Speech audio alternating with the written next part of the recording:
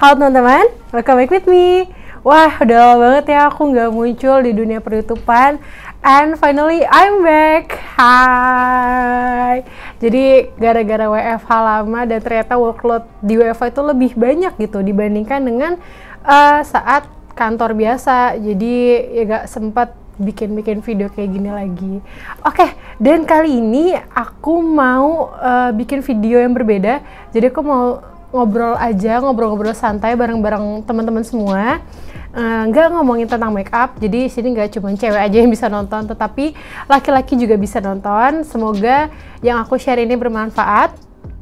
FYI, ini video adalah the most requested ever. Jadi banyak teman-teman aku yang minta untuk buat video perjalanan, tips and tricks. Aku akhirnya bisa sampai di titik ini menjadi seorang civil servant. Jadi buat teman-teman jangan di skip dan mari kita nonton, semoga bermanfaat. Keep on watching.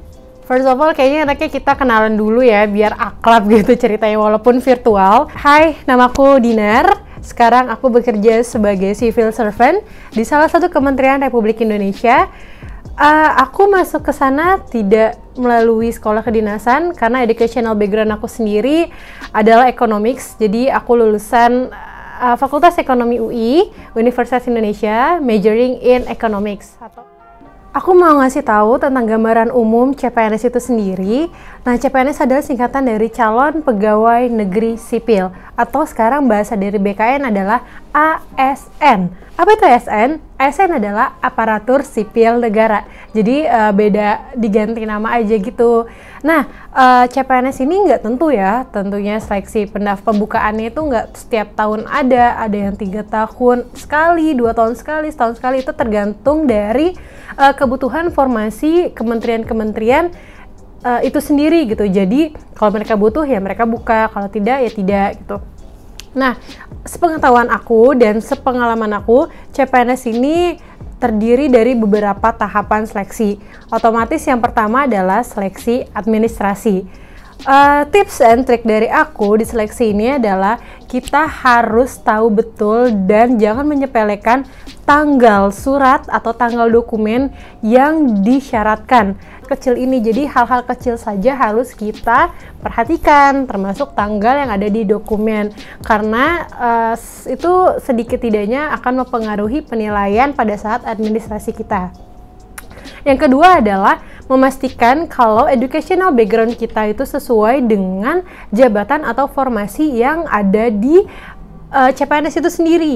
Misalkan aku lulusan ekonomi, berarti aku harus memiliki jabatan yang di offer sama mereka, misalkan analis kebijakan ekonomi, pokoknya semua yang berkaitan dengan perekonomian, seperti itu. Nah, yang kedua adalah kalau kita sudah lolos nih di tahap seleksi administrasi, itu langsung kita boleh melanjutkan ke tes TKD. Nah, beberapa tahun terakhir ini emang TKD itu dilakukan secara online, CAT, berbasis komputer.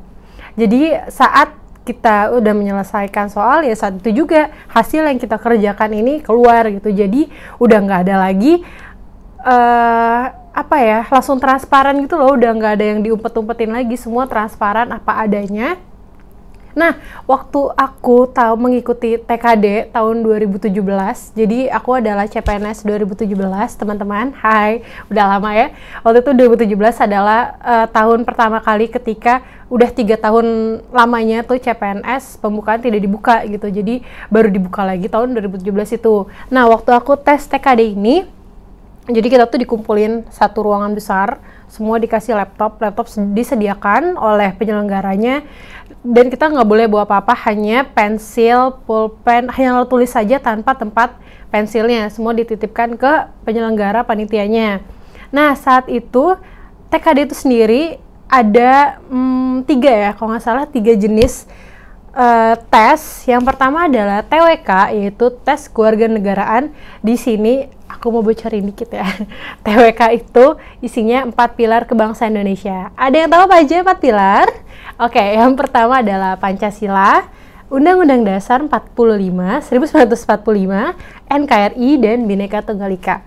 Ini tips dari aku, kalian harus matang banget di 4 ini, sematang-matangnya. Even UUD nih ya, kalau bisa hafal dari pasal 1 sampai pasal terakhir, bab-babnya kalian hafalkan tuh mengenai apa saja, itu berguna banget. Dan yang kedua adalah tes TIU, yaitu intelijensia. Nah, di TIU ini biasanya matematika dasar, kecepatan otak kita dites dengan waktu yang seadanya. Jadi kita harus mengerjakan semua soal itu. Yang ketiga adalah tes TKP. TKP ini tes kepribadian, ya kepribadian. Dia mirip kayak psikotes tapi lebih sedikit jumlah soalnya. Di sini banyak teman-teman aku dan sekeliling yang menyepelekan karena mungkin teman-teman kira TKP ini ya udahlah kepribadian biasa, saya juga bisa gitu, nggak belajar. Nah, itu salahnya. Jadi sebenarnya di TKD ini semua harus kita pelajari, baik TWK-nya, baik TIU-nya, ataupun TKP-nya, karena semua 3 ini tuh ada ambang batasnya, ada nilai ambang batas. Nggak mau kan kalau salah satu dari ini tuh kita kurang di bawah nilai ambang batasnya gitu. Oh, dan di TKP ini tips dari aku adalah don't be too idealis. Ingat teman-teman, don't be too idealis, just be realistic.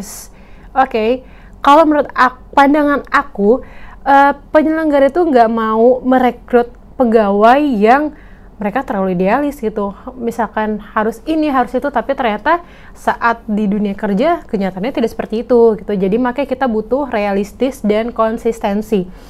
Biasanya soal-soal di TKP itu berulang dari yang dia soal-soal pertama hingga soal-soal terakhir itu biasanya diulang. Ada beberapa soal yang diulang kembali. Apa gunanya?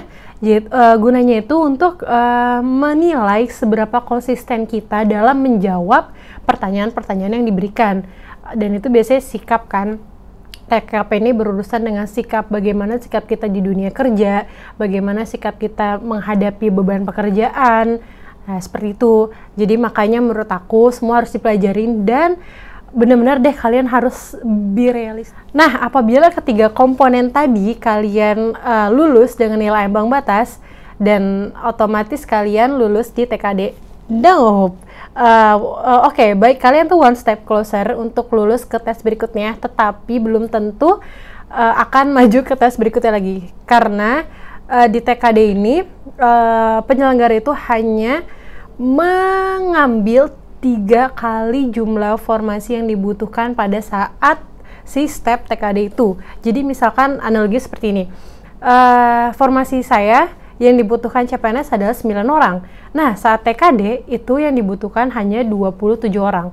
Apabila kita masuk ke 27 orang itu, maka kita otomatis masuk ke tes berikutnya. Tetapi kalau kita di bawah 28 ke bawah, otomatis kita akan gugur dan tidak dapat melanjutkan seleksi CPNS.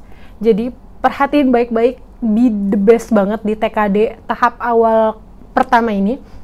Kalau bisa nilai kalian tinggi sekalian gitu.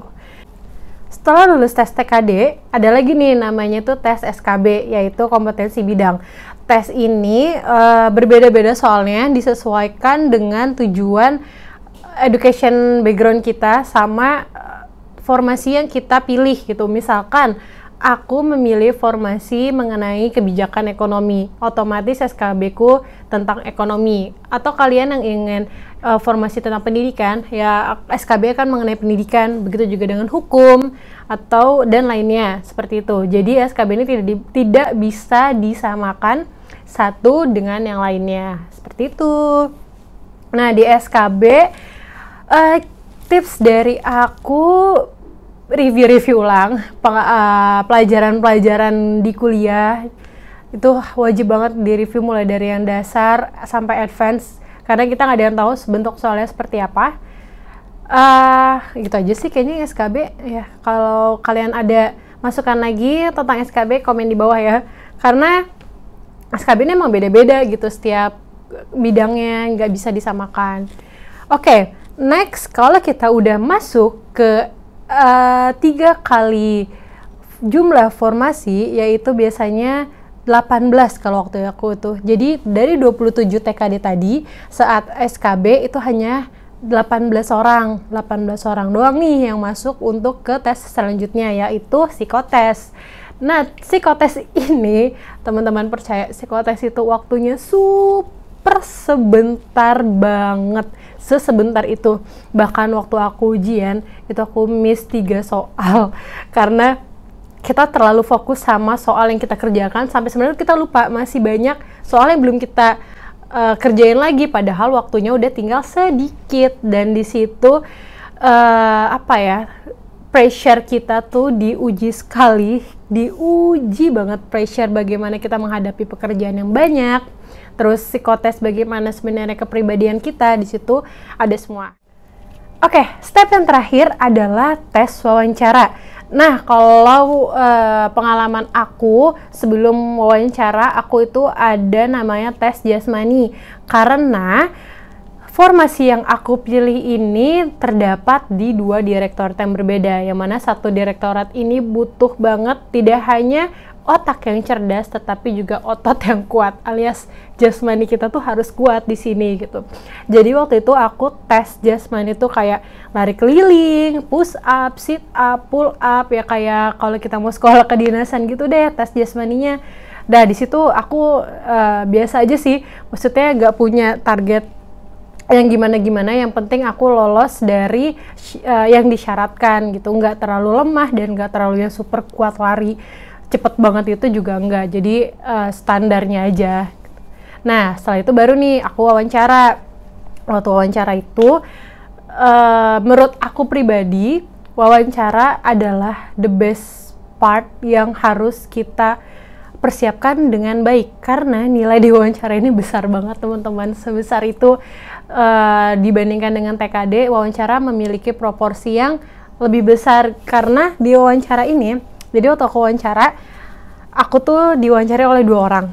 2 orang ini bukan orang sembarangan, jadi mereka adalah pejabat di institusi yang kita incar gitu, yang kita apply. Jadi mereka yang wawancara langsung, dan saat kita wawancara itu kita benar-benar pakai di record, pakai kamera, pakai recorder, pakai semua yang kita omongin itu di record. Jadi sebagai recorder itu sebagai penentu berapa sih nilai kita di wawancara. Nah, tips dari aku di tahap wawancara ini adalah kalian harus berbicara sejujur-jujurnya, seapa adanya, apa yang kita telah lalui gitu, yang telah kita kerjakan di masa kampus ataupun di organisasi luar kampus, social experience ataupun research yang telah kita buat.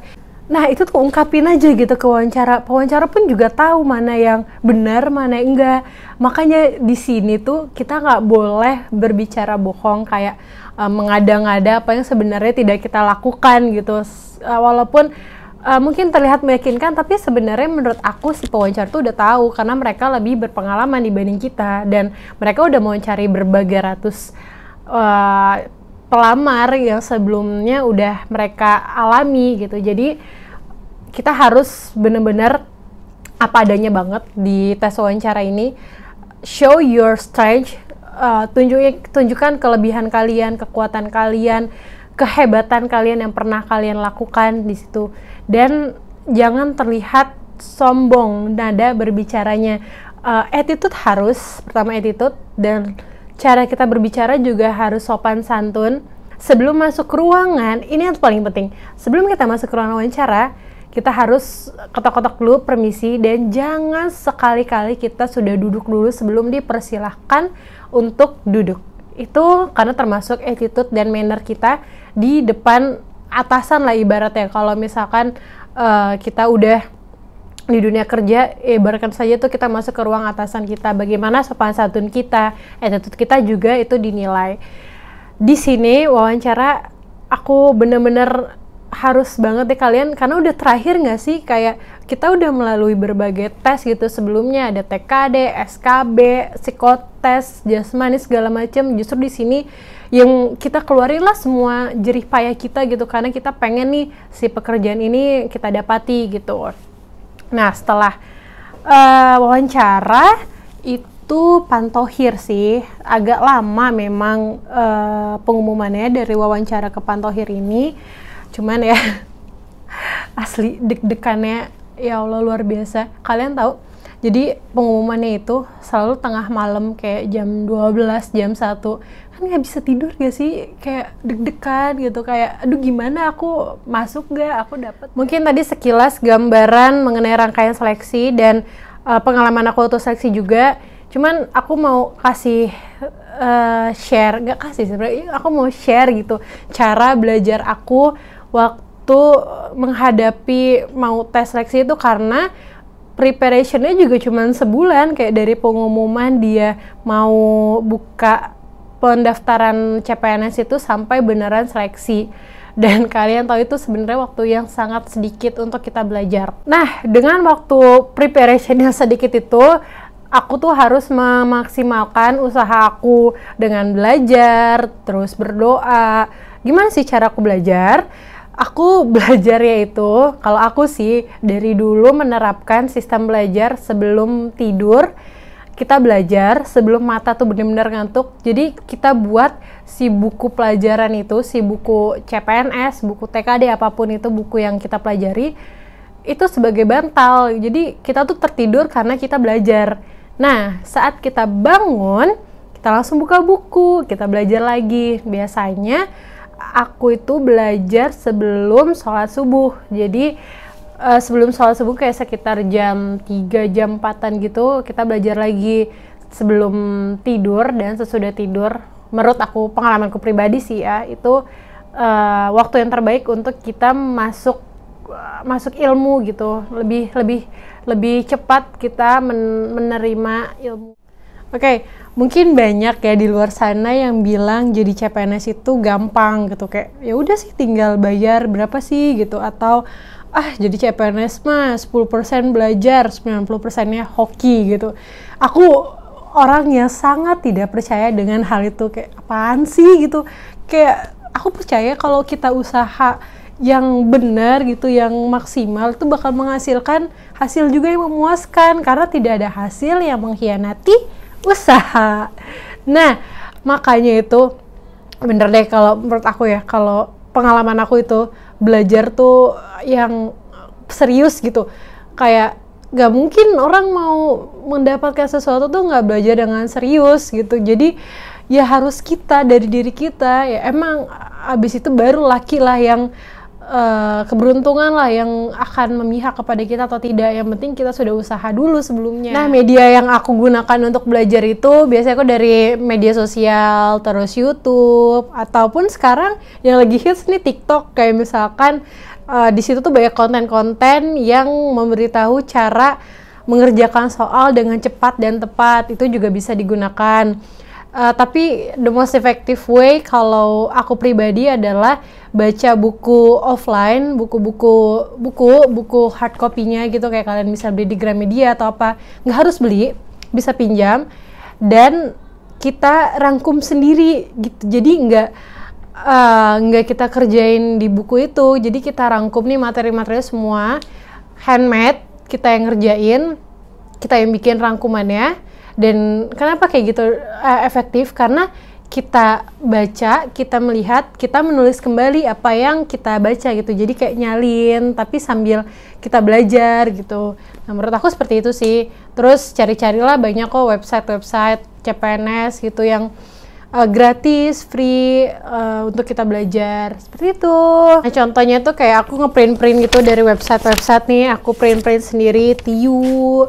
Terus ada undang-undang, ya gini-gini lah. Terus ada yang aku buat sendiri, rangkuman sebanyak ini.